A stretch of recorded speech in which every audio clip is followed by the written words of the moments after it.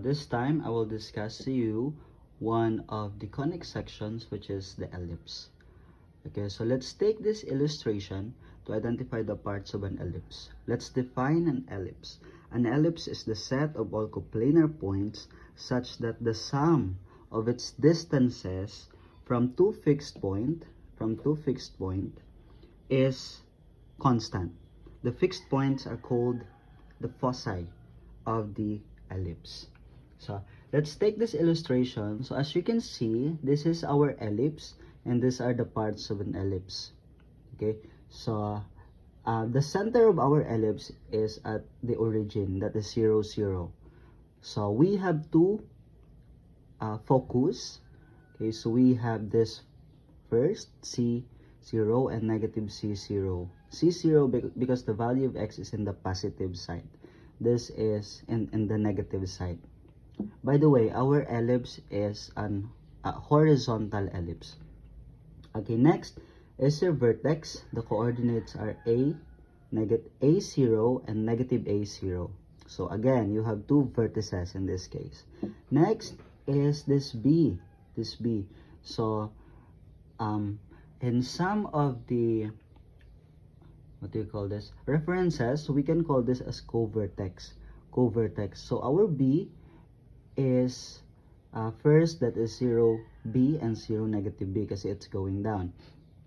Take note, class, that we have two axes of symmetry in this case. So we have this axis of symmetry, we have this axis of symmetry.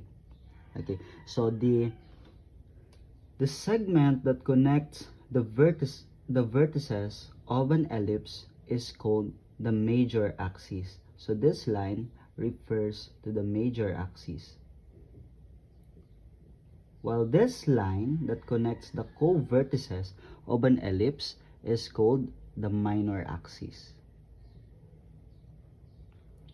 Again, take note, this is just a horizontal ellipse. We just use this for illustration, but there are other cases of an ellipse.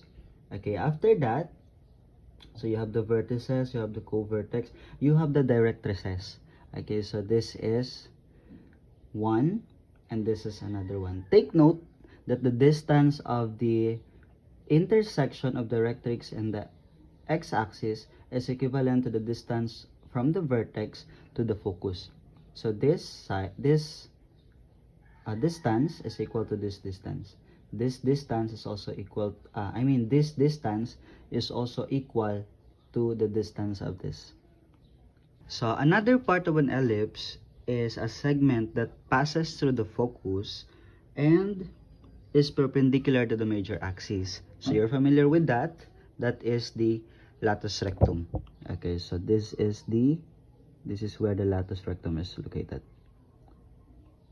Okay, so we'll also identify the endpoints of the latus rectum as well as its equation.